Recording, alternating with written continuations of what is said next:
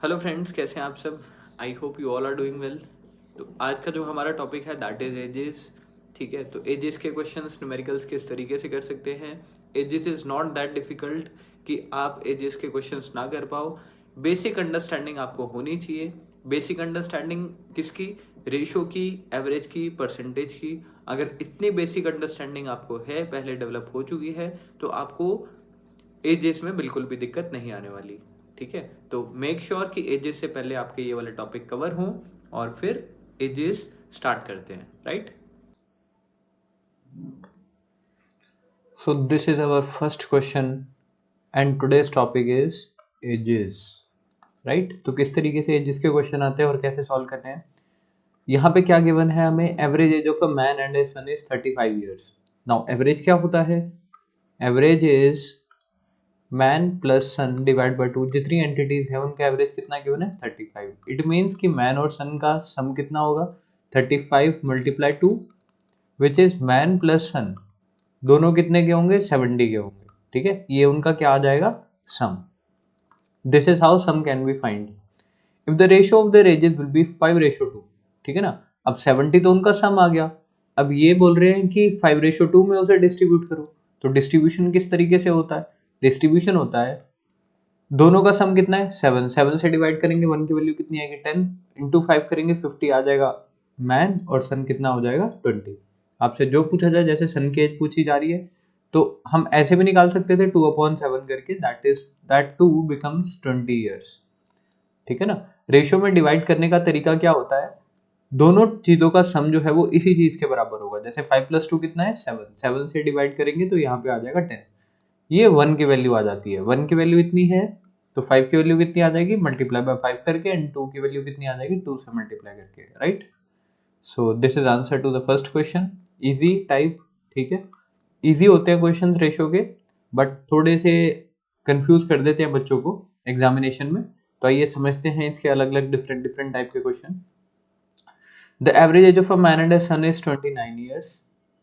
ठीक है, तो एवरेज एज 29 है। Ratio of the age 4 year ago. ठीक है, अब ये प्रेजेंट एज। ठीक है, प्रेजेंट में कितना है? एवरेज 29, तो मल्टीप्लाई 2 करूंगा तो ये 58 हो जाएगा, राइट। तो ये मेरे पास सम आ गया उनका प्रेजेंट में। और 4 साल के पहले कितनी थी उनकी एज?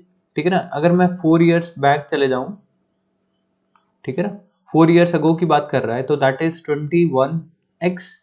क्योंकि मेरे को एग्जैक्टली नहीं पता, यहाँ पे 4x, तो इनका सम कितना बनेगा? 25 ऑफ x।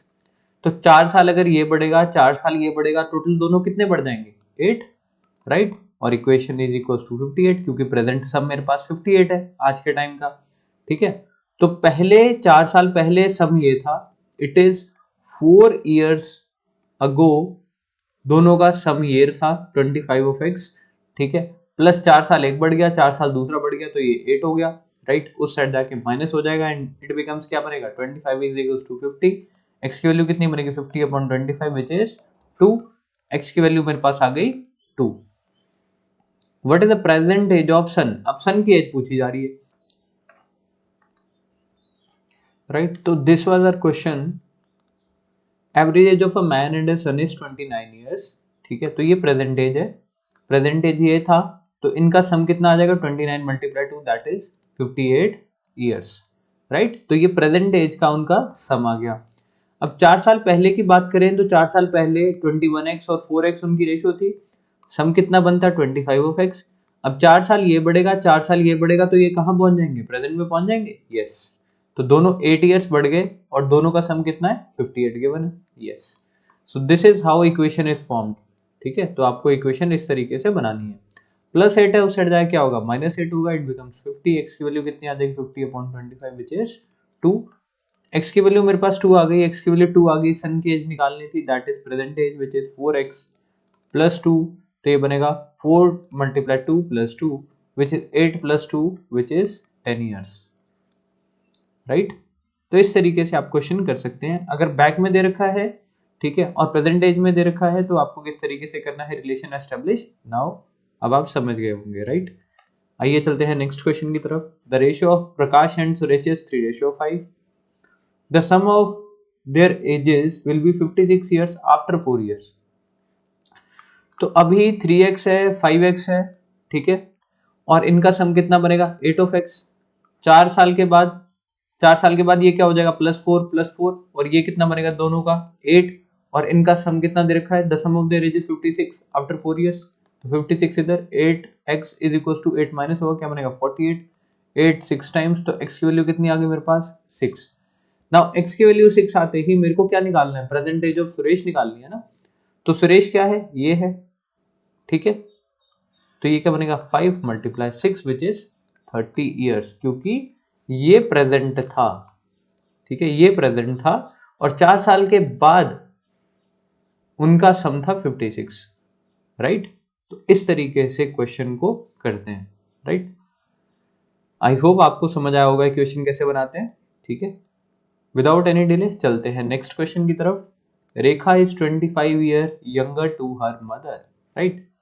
तो हम रेखा को एक काम करते हैं, रेखा को x ईयर्स ले लेते हैं, ठीक है ना, x ईयर्स रेखा एज, उसकी मदर की एज कितनी हो जाएगी, उसकी मदर की एज हो जाएगी x + 25 ईयर्स, राइट।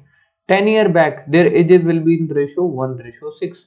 अब 10 साल पहले, 10 साल पहले ये x - 10 होगी, ये कितना होगा x + 25 माइनस ऑफ 10, 10 ईयर्स दोनों के पीछे चले गए हम, रेशियो क्या बन गई 1/6, राइट। तो 6 से मल्टीप्लाई करूंगा क्या बनेगा 6x - 60, ये क्या बनेगा x + 15, क्योंकि 25 में से 10 जाएंगे 15 ही बचेंगे, और 1 से मल्टीप्लाई होने के बाद ये बचेगा, x से हटा के माइनस होगा क्या बनेगा 5, और ये बनेगा 75।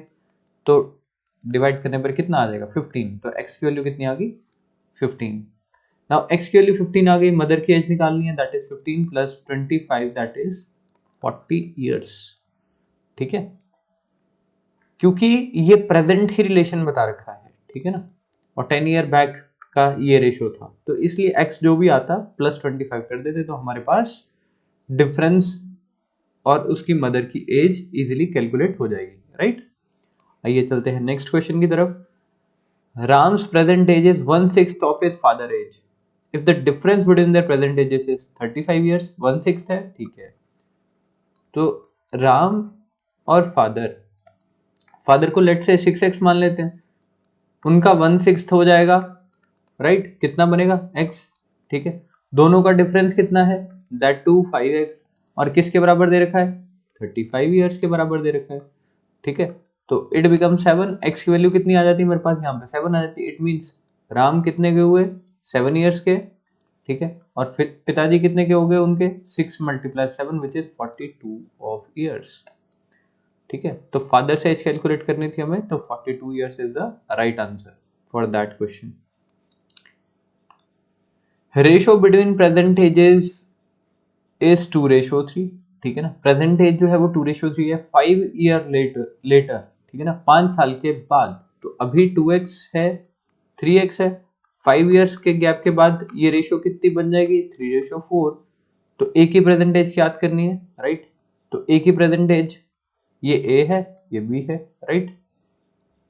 तो मल्टीप्लाई करेंगे, जब भी हमारे पास इस तरीके से फ्रैक्शन में और फ्रैक्शन इक्वल टू हो, तब हम क्रॉस मल्टीप्लीकेशन करते हैं, वज्र गुणनफल। तो 4 के साथ मल्टीप्लाई होके बनेगा 8 of x + 20 is equal to ये बनेगा 9 ऑफ x + 15। अब x 8x को इधर ले जाते हैं, 15 को इधर ले आके 20 में से माइनस कर देते हैं, 8x 9x में से जाएगा तो x बचेगा, 15 इधर माइनस होके क्या बचेगा 5। नाउ x की वैल्यू 5 आ गई, मेरे को क्या निकालना है a की present age which is 2 of x, 2 × 5 which is equal to 10 years, ठीक है। एजेस में आपको एक काम करना है, जो भी आपको चीज एंड में कैलकुलेट करनी होती है वो आप पहले से ही मान के चलिए कि हमें यही चीज कैलकुलेट करनी है, ताकि जब भी आपके पास x की वैल्यू आए आप डायरेक्टली पुट कर सको उसको आंसर निकालने के लिए, राइट। तो ये रेशो के आज हमने बेसिक्स कॉन्सेप्ट्स और बेसिक्स क्वेश्चंस लिए हैं, राइट। तो बेसिक्स में इजी क्वेश्चन आ जाते हैं, अप्रोच का पता चल जाता है, रेशो और एवरेज का पता चल जाता है, राइट। तो रेशो और एवरेज अगर दोनों अच्छे से आते होंगे तब हमारा जो एजेस वाला कंसेप्ट है वो अच्छे से हम सीख पाएंगे, राइट। तो आज हमने सिर्फ बेसिक्स क्वेश्चंस लिए हैं, कल हम थोड़े से मॉडरेट टू डिफिकल्ट क्वेश्चंस लेंगे, राइट। एजेस में ऐसा नहीं होता बेसिकली कि बहुत ही ज्यादा डिफिकल्ट क्वेश्चन है, एजेस जो है वो इजी कंसेप्ट है, ठीक है। एक आध क्वेश्चन पेपर में एग्जामिनेशन में देखने को मिल जाता है, ठीक है। तो अगर आपके रेशो और एवरेज के कंसेप्ट अच्छे हैं तो एजेस आपकी अपने आप ही अच्छी हो जाएगी, right? So god bless you all, see you in the next video.